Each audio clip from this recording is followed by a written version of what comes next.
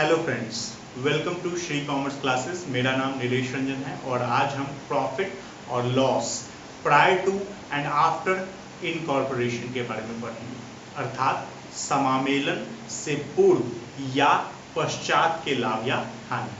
तो इसमें अगर आप देखेंगे तो इसमें कॉम्बिनेशन जो बन रहा है वर्ड्स के, प्रॉफिट और लॉस है, प्रायर टू एंड आफ्टर है और थर्ड है इनकॉर्पोरेशन। ठीक है, तो प्रॉफिट एंड लॉस इसके बारे में आपको पता है, आप बहुत बार इस वर्ड्स को सुन चुके हैं। तो प्रॉफिट और लॉस किसी भी बिजनेस के लाभ या हानि, तो इसके बारे में मैं कोई एक्सप्लेनेशन नहीं दूंगा। उसके बाद वाली बात करते हैं। उसके बाद जो वर्ड है आपको इनकॉर्पोरेशन समझना होगा। इनकॉर्पोरेशन का मतलब होता है कि कंपनी का रजिस्ट्रेशन। ठीक है, कभी भी कोई भी कंपनी अगर अपना व्यवसाय प्रारंभ करना चाहती है तो उसे सरकार के पास अपना रजिस्ट्रेशन करवाना होता है।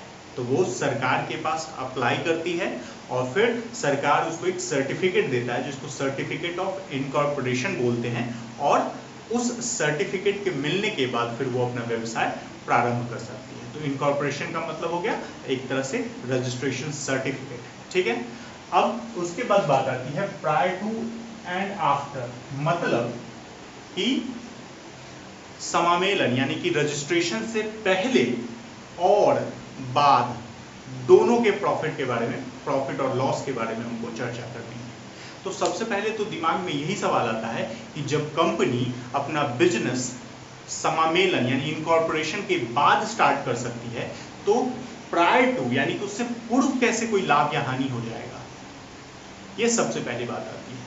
तो इसमें कंफ्यूज होने की जरूरत नहीं है, आप सीधा समझ सकते हैं कि देखिए कंपनी अपना, एक तरीका तो ये है कि कंपनी पहले रजिस्ट्रेशन करवाए और फिर अपना व्यवसाय प्रारंभ करे।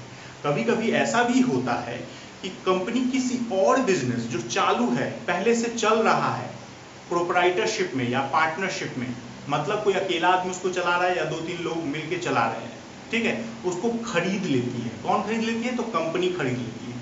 तो ऐसी स्थिति में वो बिजनेस इनकॉर्पोरेशन से पहले भी चल रहा होता है। ठीक है, तो इसी प्रॉफिट को, इनकॉर्पोरेशन से पहले वाले जो प्रॉफिट को हम प्रायर या प्री इनकॉर्पोरेशन प्रॉफिट बोलते हैं। ठीक है, और जब कंपनी का इनकॉर्पोरेशन हो जाएगा और उसके बाद वो बिजनेस चलता रहेगा तो होने वाले लाभ या हानि को पोस्ट इनकॉर्पोरेशन प्रॉफिट और लॉस बोलते हैं। ठीक है, तो ऐसी सिचुएशन में कि कंपनी ने किसी और बिजनेस को खरीद लिया, तो जनरली क्या होता है कि जब भी कोई भी बड़े बदलाव होते हैं बिजनेस में तो कंपनी उस समय अपना अकाउंट्स तैयार करती है। ठीक है, ऐसी स्थिति में भी अकाउंट्स तैयार करने की जरूरत है।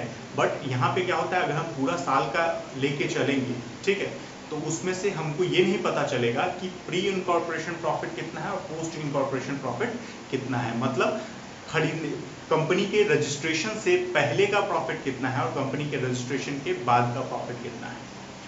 तो इसी की जानकारी के लिए हम ये चैप्टर पढ़ रहे हैं कि हमको ये चीजें पता चल जाए। अब बात आती है कि ये निकालने की जरूरत क्यों है? पहले का भी प्रॉफिट कंपनी का ही है और बाद का भी प्रॉफिट कंपनी का ही है, तो हम ये प्रॉफिट निकालेंगे क्यों? तो उसमें आपको ये समझना होगा कि जो प्री इनकॉर्पोरेशन प्रॉफिट है, यानी कि बिजनेस स्टार्ट, कंपनी का बिजनेस स्टार्ट होने से पहले वाला प्रॉफिट, वो कंपनी को एक तरह से कैपिटल नेचर का प्रॉफिट है उसका, कंपनी का। और जो पोस्ट इनकॉर्पोरेशन प्रॉफिट है वो कंपनी का अपना प्रॉफिट है, उसको हम रेवेन्यू नेचर का प्रॉफिट मानेंगे। तो हमारा जानना इसलिए भी जरूरी है कि अगर कंपनी लाभांश, डिविडेंड देना चाहती है या कोई भी रेवेन्यू नेचर के खर्चे करना चाहती है, रेवेन्यू नेचर के फायदे अपने शेयर होल्डर्स को पहुंचाना चाहती है, तो वो प्री इनकॉर्पोरेशन प्रॉफिट का यूज नहीं कर सकती है। ठीक है, उसको हमेशा पोस्ट इनकॉर्पोरेशन प्रॉफिट से ही ये सब चीजें देनी पड़ेगी। तो pre incorporation profit capital nature का होता है, उसका उपयोग किसी भी रेवेन्यू नेचर के आइटम के लिए नहीं किया जा सकता है। ठीक है, उसका उपयोग कहाँ कहाँ पे होगा ये भी जान लेते हैं। ठीक है, तो जो प्री इनकॉर्पोरेशन प्रॉफिट होता है यानी कि कंपनी के रजिस्ट्रेशन से पहले का जो प्रॉफिट होता है उसका उपयोग केवल पूंजीगत यानी कैपिटल नेचर के जो एक्सपेंसेज होंगे या लॉस होंगे उनको राइट ऑफ करने में किया जाता है। अब कैपिटल नेचर के लॉस क्या हो सकते हैं? तो जब हम शेयर इशू करते हैं या डिवेंचर इशू करते हैं तो उस वक्त डिस्काउंट कभी कभी दिया जाता है, ठीक है। तो उस डिस्काउंट को राइट ऑफ करने में हम इस प्रॉफिट का यूज कर सकते हैं, ठीक है। आपने पढ़ा होगा issue of share at par, at premium, at discount. तो जब डिस्काउंट पे करते हैं तो हमारे लिए वो लॉस है, कंपनी के लिए लॉस है, तो उस लॉस का राइट ऑफ हम इससे कर सकते हैं, ठीक है। उसी तरह प्रीलिमिनरी एक्सपेंसेज का राइट ऑफ हम इससे कर सकते हैं। तो जो भी कैपिटल नेचर के एक्सपेंसेज हैं कंपनी के, उनको हम इससे राइट ऑफ कर सकते हैं। उसी तरह अगर प्री इनकॉर्पोरेशन में लॉस हो जाए, प्री इनकॉर्पोरेशन लॉस हो, तो उसको हम राइट ऑफ करेंगे कैपिटल नेचर के प्रॉफिट से, ना कि नॉर्मल प्रॉफिट से, ठीक है।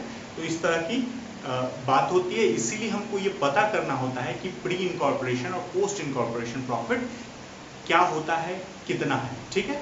अब बात आती है हम निकालेंगे कैसे pre incorporation post incorporation profit. तो आपको किताबों में दो तरीके से क्वेश्चन दिया हो सकता है। एक जिसमें आपको प्री इनकॉर्पोरेशन और पोस्ट इनकॉर्पोरेशन का खर्चा और इनकम अलग अलग दे दिया है। तो आपको क्या करना है, बस स्टेटमेंट बनाना है और उनको उनके डेट के हिसाब से प्री इनकॉर्पोरेशन वाले कॉलम में और पोस्ट इनकॉर्पोरेशन वाले कॉलम में दिखा देना है, जिससे आपको नेट प्रॉफिट दोनों का अलग अलग निकल जाएगा, ठीक है। तो ये तो तब जब आपको दोनों अलग अलग दे दिया तब। लेकिन क्वेश्चन में कभी कभी आपको ये भी हो सकता है कि आपको सारी इंफॉर्मेशन इकट्ठा दे दे, पूरे साल का इंफॉर्मेशन दे दे और आपको कहे कि आप इसको अपने हिसाब से प्री और पोस्ट इनकॉर्पोरेशन में बांट दीजिए और नेट प्रॉफिट निकाल के बताइए दोनों पीरियड का। उस सिचुएशन में प्रॉब्लम आती है। अब प्रॉब्लम क्या आएगी, तो आपको यही नहीं पता चलेगा कि हम उनको किस तरह से, किस अमाउंट को कैसे बांटें। तो उसके लिए ये चैप्टर हम पढ़ रहे हैं, ठीक है। इसमें आपको ये ध्यान देना होगा सबसे पहले कि जो भी खर्चा या इनकम दिया हुआ है उनमें से सेल से रिलेटेड जो खर्चे होंगे, ठीक है, उनको अलग रेशियो में बांटेंगे और जो सेल से रिलेटेड एक्सपेंसेज नहीं होंगे या इनकम नहीं होंगे सेल से रिलेटेड, उनको हम अलग रेशियो में बांटेंगे। तो कौन से रेशियो होते हैं? तो दो रेशियो जनरली यूज होते हैं इस चैप्टर में। एक होता है टाइम रेशियो और एक होता है सेल्स रेशियो, ठीक है। तो दो रेशियो यूज होते हैं, एक होता है टाइम रेशियो और एक होता है सेल्स रेशियो, ठीक है। सेल्स रेशियो में उन चीजों को लेते हैं, सेल्स रेशियो में उन खर्चों या इनकम को बांटेंगे जो सेल से रिलेटेड है, और जो सेल से रिलेटेड नहीं है उनको टाइम रेशियो में बांटेंगे, ठीक है। जैसे ग्रॉस प्रॉफिट, ग्रॉस प्रॉफिट तो वैसे भी सेल से ही रिलेटेड होता है पूरा का पूरा, तो वो सेल्स रेशियो में ही बढ़ता है। उसके अलावा डिस्काउंट हो गया, बैड डेट्स हो गया, एडवर्टीजमेंट हो गया, ये सब सेल से रिलेटेड खर्चे हैं, ठीक है। तो इन सब को हम सेल्स रेशियो में बांटेंगे। उसके बाद सैलरी हो गया, रेंट हो गया, इंटरेस्ट हो गया, इंटरेस्ट रिसीव्ड या इंटरेस्ट पेड कह लीजिए, ये सब के सब टाइम से रिलेटेड, सेल से रिलेटेड नहीं है। सेल से इनका कोई लेना देना नहीं है। सेल होगा तो भी सैलरी देना पड़ेगा, सेल नहीं होगा तो भी रेंट देना पड़ेगा। तो इस तरह की चीजें हैं, तो ये सब सेल से रिलेटेड नहीं है। तो इसीलिए इनको जो बांटा जाता है वो टाइम रेशियो में बांटा जाता है।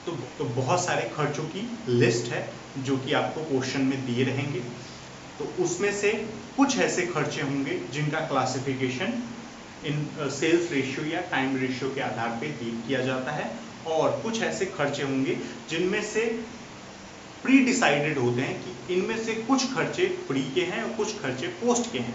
मतलब कोई आइटम है जैसे डायरेक्टर्स फी, तो डायरेक्टर्स फी क्या होता है, डायरेक्टर्स कंपनी में होते हैं, तो ऑब्वियसली ये पोस्ट इनकॉर्पोरेशन है। जब तक कंपनी बना ही नहीं तब तक डायरेक्टर क्या, और जब डायरेक्टर ही नहीं तो फिर किस बात की सैलरी। तो इसका मतलब कंपनी बनेगा तभी डायरेक्टर अपॉइंट होगा और तभी हम उसको सैलरी देंगे। तो डायरेक्टर्स की जो सैलरी है, डायरेक्टर्स की जो फी है, वो कंपनी के इनकॉर्पोरेशन के बाद ही दिया जाएगा, इसीलिए इनको पोस्ट इनकॉर्पोरेशन में रखा जाता है, ठीक है। उसी तरह प्रिलिमिनरी एक्सपेंसेज होते हैं, फॉर्मेशन एक्सपेंसेज है, ये सब कंपनी से रिलेटेड टर्म है, तो कंपनी के बनने के बाद ही ये उन्हीं के खर्चे हैं, तो इनको पोस्ट इनकॉर्पोरेशन खर्चों में रखा जाता है। इंटरेस्ट ऑन डिवेंचर हो गया, डिवेंचर कंपनी जब तक नहीं बनेगा तब तक डिवेंचर इशू नहीं हो सकता है, तो डिवेंचर को हम पोस्ट इनकॉर्पोरेशन में रखते हैं। तो ऐसे ही खर्चों की एक लिस्ट है बहुत सारी, ठीक है, वो लिस्ट मैंने आपको स्क्रीन पे डाल दिया, आप देख सकते हैं, ठीक है। इसमें कुछ ऐसे खर्चे हैं जिनको कि मैंने सेल्स रेशियो में दिखाया हुआ है, कुछ ऐसे खर्चे हैं जिनको मैंने टाइम रेशियो में बांटने के लिए कहा हुआ है, और कुछ ऐसे खर्चे हैं जो प्री इनकॉर्पोरेशन है, और कुछ ऐसे खर्चे हैं जो पोस्ट इनकॉर्पोरेशन खर्चे हैं। तो ये पूरी लिस्ट आपके सामने आप देख सकते हैं। ये सारे खर्चे आपको याद रखने होंगे, दिमाग में रखने होंगे, या आप ये टर्म भी याद रख सकते हैं कि कौन से इसमें खर्चे हैं जो कि सेल से रिलेटेड है या नहीं है। तो इससे सेल रेशियो और टाइम रेशियो का कॉन्सेप्ट आपका क्लियर हो जाएगा। लेकिन बाकी वाले जो खर्चे हैं, यानी कि प्री में कौन आएंगे और पोस्ट में कौन आएंगे, इनको आपको याद रखना पड़ेगा। अब इसके बाद जब ये आपको पता चल जाएगा तो आपको बनाना होगा प्रॉफिट एंड लॉस अकाउंट, ठीक है, ताकि आपको पता चल सके कि प्री इनकॉर्पोरेशन में कितना नेट प्रॉफिट हुआ है और पोस्ट इनकॉर्पोरेशन का कितना नेट प्रॉफिट है, ठीक है। तो पूरे डिटेल से समझने के लिए आपको एक क्वेश्चन देखना होगा, लेकिन क्वेश्चन देखने से पहले आपको रेशियो वाला जो कॉन्सेप्ट है वो मैं क्लियर कर देना चाहता हूँ। जैसे मैंने अभी बताया टाइम रेशियो, ठीक है, तो मान लीजिए कि साल शुरू होता है 1 अप्रैल से और खत्म होता है 31 मार्च को, ठीक है, और इस पीरियड में बीच में इनकॉर्पोरेशन हुआ है, यानी कि 1 अगस्त को इनकॉर्पोरेशन हुआ, 1 अगस्त को इनकॉर्पोरेशन हुआ, ओके। तो इसके बाद अब 1 अगस्त को हुआ है, तो 1 अप्रैल से हमको काउंट करना पड़ेगा 1 अगस्त, अप्रैल, मई, जून, जुलाई, 4 महीने प्री में आएंगे और 8 महीने पोस्ट में जाएंगे, तो रेशियो हो जाएगा यानी कि 1:2। ये टाइम रेशियो इस तरह से निकाल लेंगे, यानी कि हम समय देखेंगे, तो हम समय इस तरह से देख लेंगे कि किस दिन इनकॉर्पोरेशन हुआ है और उससे पहले का कितना महीना है, उसके बाद का कितना महीना है, तो उससे हमारा टाइम रेशियो निकल जाएगा, ठीक है। उसी तरह ये भी हो सकता था 1 जुलाई को इनकॉर्पोरेशन होता, तो 1 जुलाई को इनकॉर्पोरेशन होता तो अप्रैल, मई और जून 3 महीना प्री इनकॉर्पोरेशन में आता और 9 महीना पोस्ट इनकॉर्पोरेशन में आता, तो 1:3 का रेशियो हो जाता है, 3:9 तो 1:3 हो गया, ठीक है। उसी तरह अब सेल्स रेशियो पे आते हैं, तो सेल्स रेशियो में आपको देखना होगा कि प्री इनकॉर्पोरेशन यानी कि इनकॉर्पोरेशन से पहले कितना सेल हुआ था और इनकॉर्पोरेशन के बाद कितना सेल हुआ है। अगर ये पता चल गया, ऑब्वियसली क्वेश्चन में ये चीज़ें दी रहेंगी, तो ये पता चलने के बाद आसानी से आप रेशियो निकाल सकते हैं। जैसे क्वेश्चन में आपको दे दिया कि शुरू के जो 3 महीने हैं उसमें सेल हुआ है 1 लाख, इनकॉर्पोरेशन से पहले सेल हुआ 1 लाख और इनकॉर्पोरेशन के बाद ये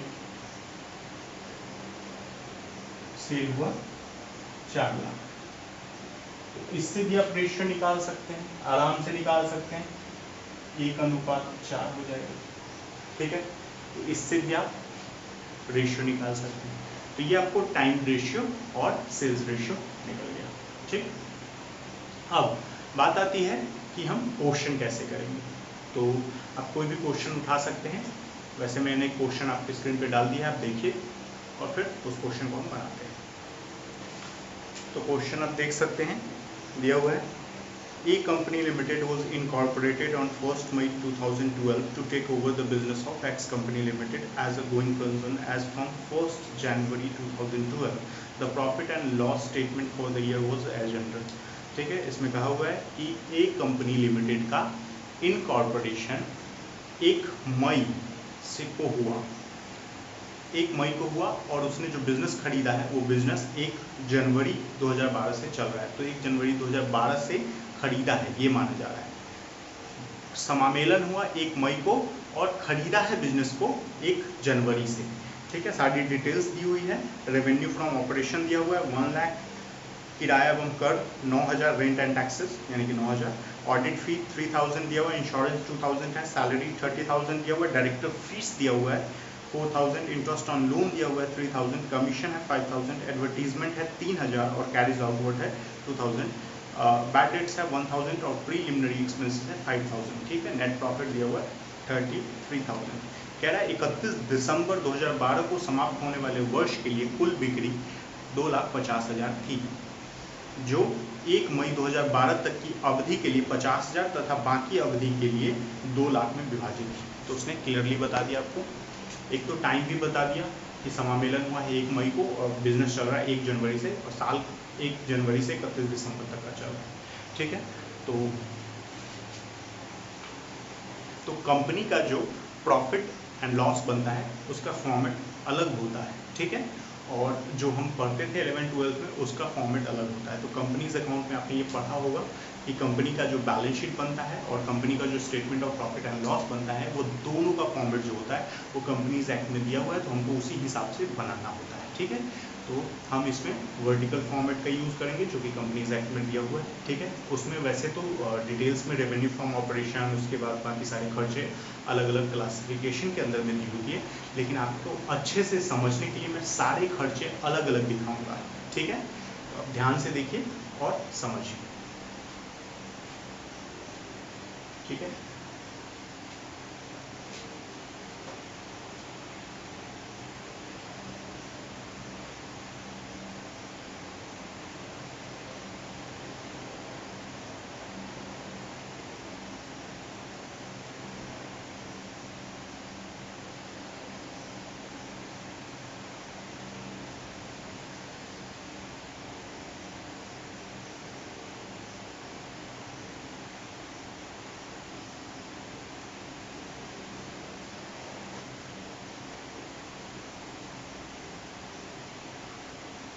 ये पर्टिकुलर हो जाएगा, ये हो जाएगा बेसिस फॉर एलोकेशन, मतलब किस आधार पे हम बांट रहे हैं। और यहाँ पे हम रेशियो लिख देंगे, यहाँ पे प्री इनकॉर्पोरेशन और इधर पोस्ट इनकॉर्पोरेशन। तो पर्टिकुलर हो गया, बेसिस फॉर एलोकेशन हो गया, रेशियो हो गया, प्री इनकॉर्पोरेशन हो गया और पोस्ट इनकॉर्पोरेशन हो गया। इसको हम बोलते हैं statement for profit and loss for the year. ठीक है,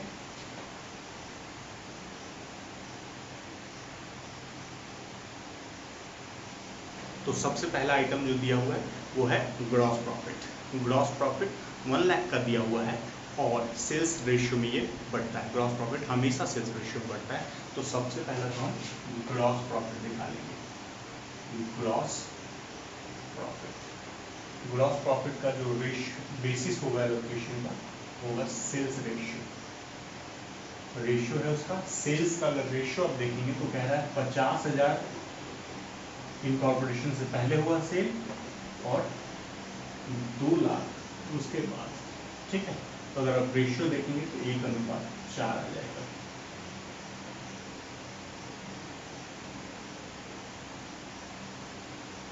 एक अनुपात 4 आ जाएगा। तो हम रेशियो ले लेते हैं 1:4। उसी तरह अगर टाइम रेशियो लेके चले, ये तो सेल्स रेशियो हो गया,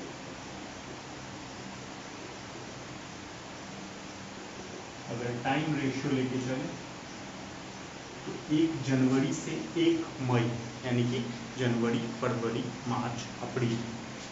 ठीक है, 4 महीना और उधर का 8 महीना। तो ये 1:2 आ गया। ठीक है, 1:2 है टाइम रेशियो और सेल्स रेशियो हमारा आ गया 1:4। ठीक, 1:4 में हम सेल्स रेशियो के टोटल अमाउंट को बांट देंगे। टोटल अमाउंट कितना दिया हुआ है हमारा, तो 1 लाख दिया हुआ है, तो 20,000 और 80,000।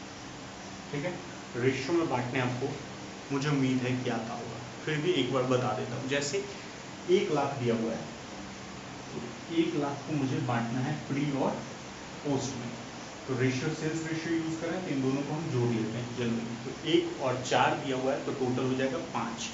तो बांटने के लिए 1/5 और 4/5 इससे मल्टीप्लाई करेंगे, 1 से अलग और 4 से अलग, दोनों के नीचे में 5 आ गया, क्योंकि दोनों का जोड़ है 5। ये आ जाएगा 20,000 और ये आ जाएगा 80,000।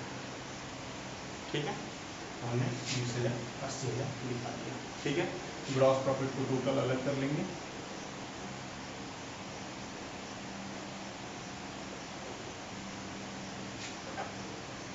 टोटल और यहाँ पर ये भी दिया है। अब बाकी दूसरे खर्चे उठा लेते हैं। बाकी दूसरे खर्चे में सबसे पहला दिया हुआ है किराया एवं कर, rent and tax. Rent and tax ये टाइम बेसिस पे होता है और टाइम का रेशियो है 1:2। ठीक है, 9,000 आइटम अमाउंट दिया हुआ है, तो 9,000, 3,000 इधर हो जाएगा, 6,000 इधर हो जाएगा। ठीक है, उसके बाद ऑडिट फी दिया हुआ है 3,000। ऑडिट फी भी टाइम बेसिस पे होता है, ये भी 1:2 हो जाएगा। तो ये 3,000 दिया हुआ है तो 1,000, 2,000। उसके बाद दिया हुआ है बीमा, इंश्योरेंस। इंश्योरेंस भी टाइम बेसिस पे होता है, ये दिया हुआ है 2,000। तो 2,000 को अगर बांटना है ये आ जाएगा 667 और 1,333। उसके बाद सैलरी दिया हुआ है 30,000, ये भी टाइम बेसिस पे होता है, 1:2। 30,000 है तो 10,000 इधर और 20,000 इधर। उसके बाद संचालन, डायरेक्टर्स की फी दी हुई है 4,000। अभी मैंने बताया कि डायरेक्टर कंपनी में ही होते हैं, तो डायरेक्टर की फी जो होगी वो पोस्ट इनकॉर्पोरेशन हमेशा होगी, पोस्ट इनकॉर्पोरेशन। तो ये हमेशा इधर आएगी। डायरेक्टर्स फी कितना दिया हुआ है? 4,000। ठीक है, उसके बाद रेंट पर ब्याज दिया हुआ है, interest on loan. Interest on loan ये भी टाइम बेसिस पे होता है, ये भी 1:2 होगा। इंटरेस्ट ऑन लोन दिया हुआ है 3,000, तो ये भी 1,000 इधर और 2,000 इधर। उसके बाद कमीशन दिया हुआ है, तो कमीशन हमेशा सेल्स बेसिस पे होता है, तो कमीशन दिया हुआ है 5,000। ये सेल्स बेसिस पे है तो 1:4, 1,000 इधर और 4,000 इधर। ठीक है, उसके बाद एडवर्टीजमेंट दिया हुआ 3,000।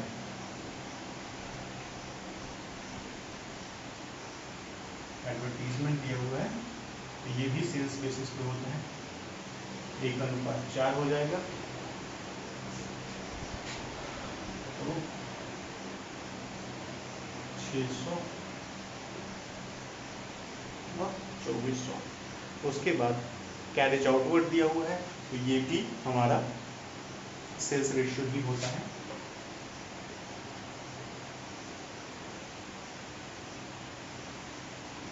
ये भी सेल्स रेशियो है। कितना अमाउंट कैरेज आउटवर्ड का? 2,000 है तो 1:4, तो 400 और 1,600।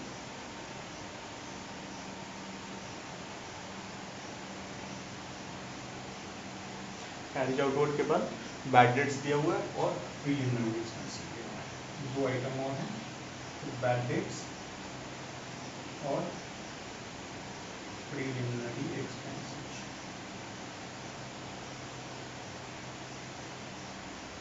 प्रीलिमिनरी एक्सपेंसेस पोस्ट इनकॉर्पोरेशन होता है और बैड डेट्स सेल्स के रेशियो है।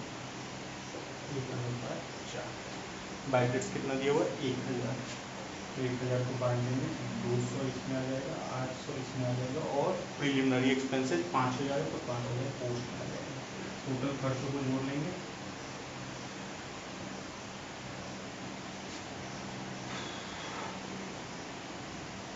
टोटल खर्चा हमारा आ जाएगा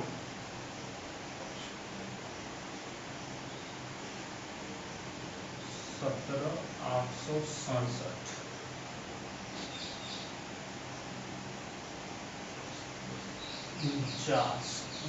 49,180। ठीक है, तो 49,133 आ जाएगी। अब हम प्रॉफिट लॉस निकालेंगे, नेट प्रॉफिट।